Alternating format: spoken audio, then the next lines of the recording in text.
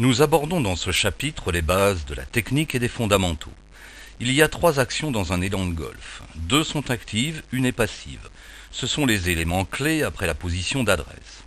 La première action est le mouvement arrière, le backswing. La seconde va vers l'avant avec le downswing, la descente, et le follow-through, le dégagé. Vient ensuite la position de finish, une action passive, essentielle à tout bon élan.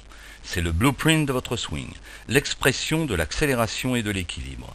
Entre la descente et le dégagé, il y a ce que nous appelons la red zone, ou zone rouge, au niveau des hanches, aussi décrite comme étant la position de 9h à 9h, une phase cruciale de l'élan, qui inclut l'impact, le moment de vérité.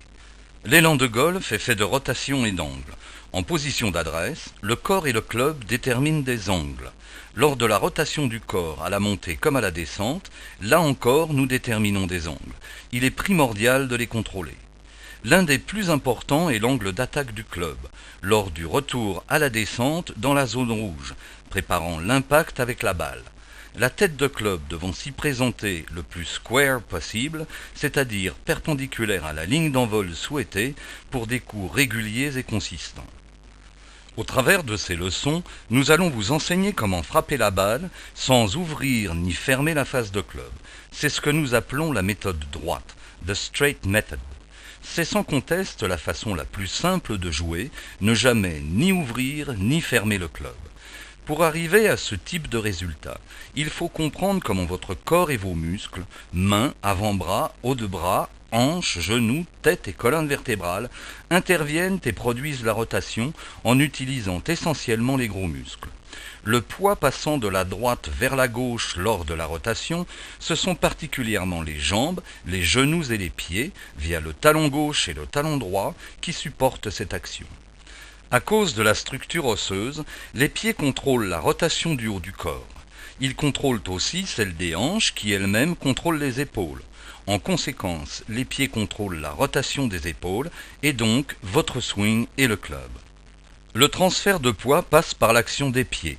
Pour une action et une rotation correctes, qu'il s'agisse de la montée, de la descente, du dégagé ou du finish, il faut une position et une action adéquate des pieds. L'action des genoux est aussi primordiale. Ils gèrent non seulement les niveaux du corps lors du mouvement, mais sont aussi les accélérateurs de votre moteur.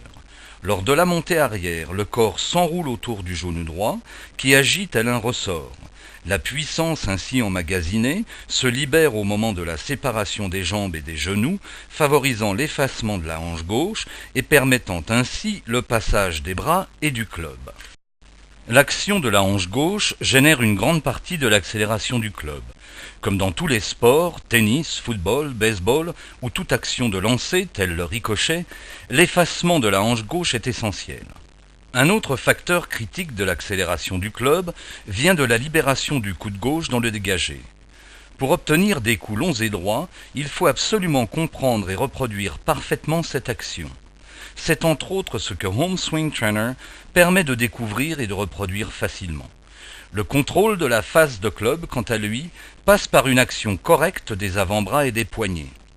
Durant l'élan, pour ne pas ouvrir ou fermer le club, il est important de comprendre que les avant-bras et les poignets ne roulent pas. Ils tournent simplement en relation avec la rotation du haut du corps.